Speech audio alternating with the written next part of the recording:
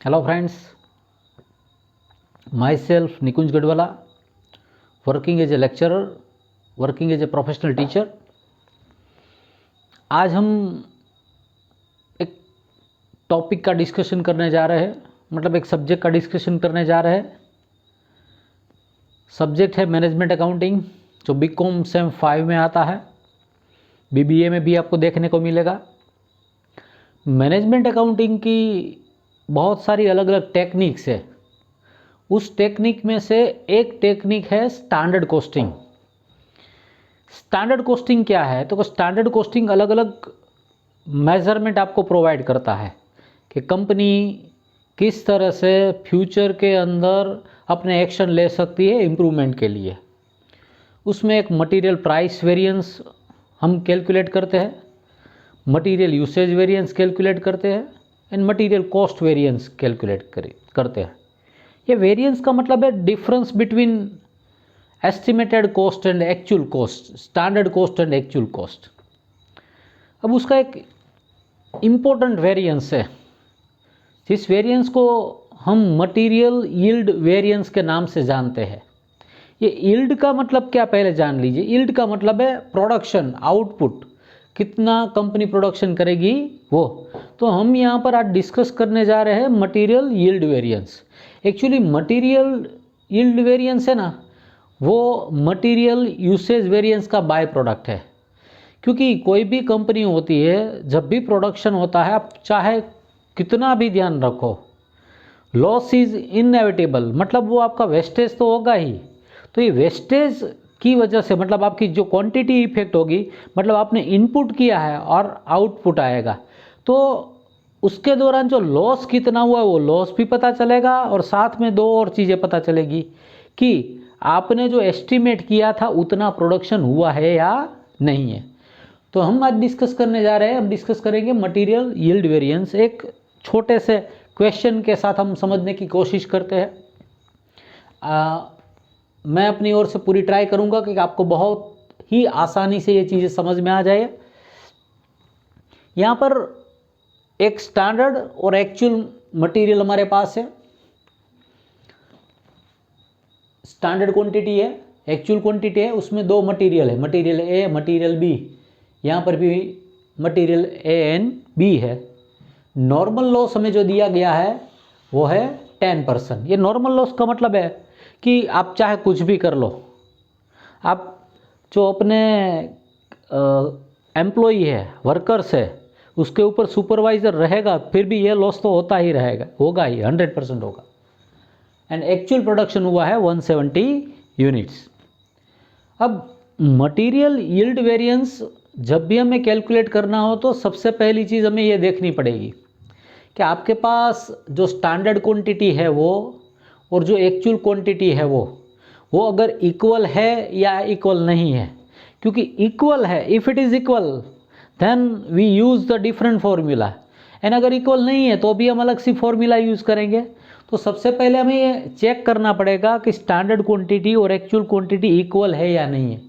अब देखिए, standard quantity का टोटल है 200 यूनिट और एक्चुअल क्वांटिटी का टोटल भी कितना है, 200 यूनिट। इसका मतलब हुआ हम ये फॉर्मूला यूज़ कर सकते हैं, material yield variance is equal to standard cost per unit into brackets actual yield minus standard yield. अब आपको यहाँ पर दूसरा क्वेश्चन हो सकता है कि अगर इक्वल नहीं है तो क्या होगा। इक्वल नहीं है तो we have to revise the quantity. तो यहाँ पर जो फॉर्मूला है वो standard cost per unit into bracket actual yield minus revise standard yield हो जाएगा। वो भी हम दूसरे सम के साथ समझेंगे, पहले ये समझ लेते हैं। अब देखिए, हमारी जो फॉर्मूला है material yield variance is equal to standard cost per unit, मतलब हमें standard cost per unit find करनी पड़ेगी। एक्चुअल यील्ड तो कि 170 यूनिट दिया गया है, लेकिन स्टैंडर्ड यील्ड हमारे पास नहीं है, तो मतलब हमें यहाँ से दो चीज़ें फाइंड करनी पड़ेगी, एक स्टैंडर्ड यील्ड फाइंड करना पड़ेगा और एक स्टैंडर्ड कॉस्ट फाइंड करनी पड़ेगी। स्टैंडर्ड कॉस्ट कैसे मिलेगी?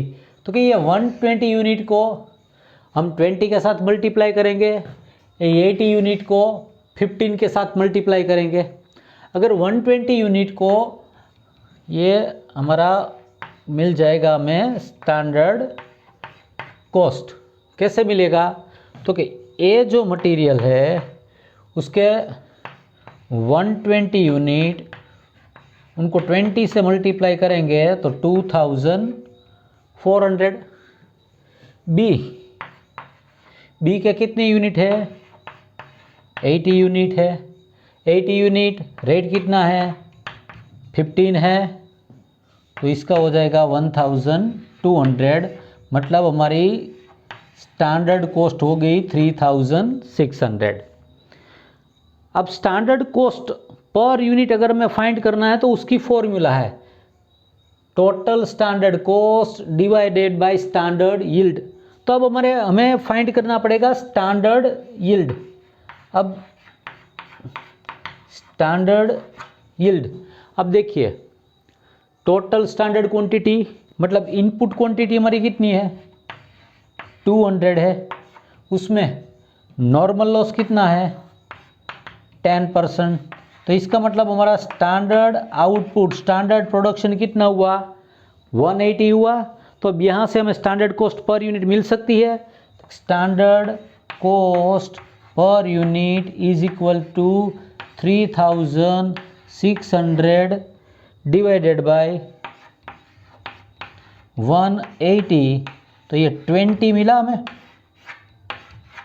Standard cost per unit. ये हमारी जो फॉर्मूला है MYV is equal to standard cost per unit into bracket actual yield minus standard yield. अब समझिए स्टैंडर्ड कॉस्ट पर यूनिट के लिए हमें पहले चाहिए स्टैंडर्ड कॉस्ट। स्टैंडर्ड कॉस्ट कैसे मिली? 120 इंटू 20 2400, 80 इंटू 15 1200, टोटल हुआ 3600। ये 3600 को स्टैंडर्ड प्रोडक्शन के स्टैंडर्ड यील्ड से हम डिवाइड करेंगे, तो 3600 डिवाइडेड बाय 180, तो यहाँ से हमें मिली स्टैंडर्ड कॉस्ट पर यूनिट। अब देखिए हमारे पास स्टैंडर्ड यील्ड है, स्टैंडर्ड कॉस्ट पर यूनिट है, तो ये फॉर्मूला के अंदर अगर ये तीनों चीज़ों हम अगर रिप्लेस करेंगे तो हमारा MYV मिल सकता है। देखते हैं, ये standard cost per unit 20, actual yield हमारा जो दिया गया है कितना है?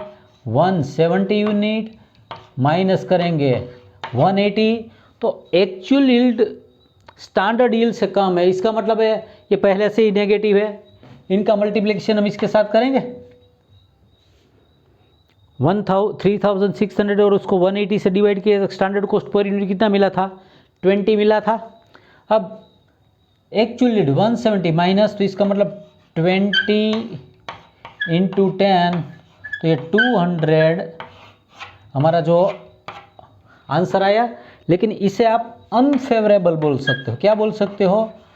अनफेवरेबल, उसे आप नेगेटिव बोल सकते हो। क्यों? तो कि हमने जो एक्सपेक्ट किया था उससे 200 हमारा जो मटेरियल यील्ड वेरिएंस है वो कम आया है। तो मटेरियल यील्ड वेरिएंस से कंपनी को यहाँ से पता चलता है कि उसका प्रोडक्शन उसने जो एक्सपेक्ट किया था उससे कितना कम आया है। बहुत ही सिंपल सी प्रोसीजर है। जब भी आपको MYV कैलकुलेट करना हो तो आपको सबसे पहले दो चीज़ें देखनी पड़ेगी, स्टैंडर्ड क्वांटिटी का टोटल और एक्चुअल क्वांटिटी का टोटल। ये दोनों अगर इक्वल है तो अभी जो हमने फॉर्मूला अप्लाई की वो फॉर्मूला आपको अप्लाई करनी पड़ेगी। एक बार फिर से जल्दी से मैं आपको रिकैप कर देता हूँ पूरा MYV का आज हमने डिस्कशन किया है, जिसके अंदर हमारे पास स्टैंडर्ड क्वांटिटी थी, एक्चुअल क्वांटिटी थी, दोनों के यूनिट 200 यूनिट थे। अगर MYV if it is equal और if it is not equal, दो सिचुएशन हमारे पास है। नॉर्मल लॉस था 10%, एक्चुअल प्रोडक्शन था 170 यूनिट्स। अब MYV की formula standard price per unit या तो standard cost per unit into bracket actual yield minus standard yield. अब हमारे पास स्टैंडर्ड कॉस्ट नहीं था तो स्टैंडर्ड कॉस्ट कैसे मिलेगा? तो क्या आप स्टैंडर्ड क्वांटिटी हो मतलब स्टैंडर्ड यूनिट को स्टैंडर्ड प्राइस के साथ आप मल्टीप्लाई करोगे तो स्टैंडर्ड कॉस्ट मिलेगी। स्टैंडर्ड कॉस्ट हमें कितनी मिली? 3600। स्टैंडर्ड प्रोडक्शन, स्टैंडर्ड यील्ड हमारे पास नहीं था, स्टैंडर्ड यील्ड हमने फाइंड किया, 200 में से 10% का लॉस, तो 180 में क्या मिला? स्टैंडर्ड यील्ड मिला। तो standard cost per unit is equal to total standard cost divided by standard yield. तो हमें वहाँ से मिल गया स्टैंडर्ड कॉस्ट पर यूनिट जो कि मिला 20। अब ये स्टैंडर्ड कॉस्ट पर यूनिट को हमने फॉर्मूला में अप्लाई किया, यहाँ पर ये 20 लिखा। एक्चुअल यील्ड जो कि हमें दिया गया था और स्टैंडर्ड यील्ड हमने फाइंड किया था, तो वहाँ से हमें मिला -200 unfavourable negative minus material yield variance. दोस्तों आज हमने एक MYV का एक छोटा सा सम, एक क्वेश्चन सीखा है। इसके एक ही मतलब दो सिचुएशन है MYV की। अगर इक्वल है तो मतलब स्टैंडर्ड क्वांटिटी ने एक्चुअल क्वांटिटी इक्वल है तो, एन इक्वल नहीं है तो मैं दूसरे ऐसे बहुत सारे सम लेकर आपके सामने आऊँगा। अलग अलग यूनिवर्सिटी एग्जामिनेशन में जो पूछे गए उसको हम सॉल्व करेंगे। बुक के अंदर जो ऐसे बहुत सारे सम है, जो अनसॉल्व क्वेश्चन है, उसको भी हम सॉल्व करेंगे। अगर आपके पास ऐसा कोई सम है जो आपको समझना चाहते हो तो आप मुझे भेज सकते हो।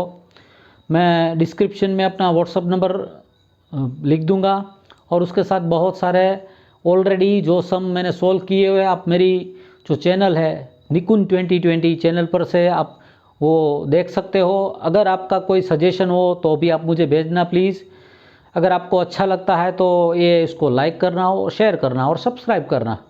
और क्या, बराबर है? और कुछ तो बोलना नहीं है ना? आपने ही मुझे सिखाया है कि सर लेक्चर के दौरान क्या क्या बोलना है, क्या क्या नहीं है। Thank you very much.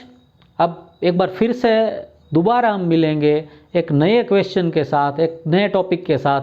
पर मैं आपको एक बात की गारंटी देता हूँ, आपको MYV के ऐसे क्वालिटी इक्वल वाले पहले कैलकुलेट करवाऊंगा, उसके बाद क्वालिटी इक्वल नहीं है, अनइक्वल है, वो करेंगे, ताकि आपको जो MYV का जो डर है वो चला जाएगा।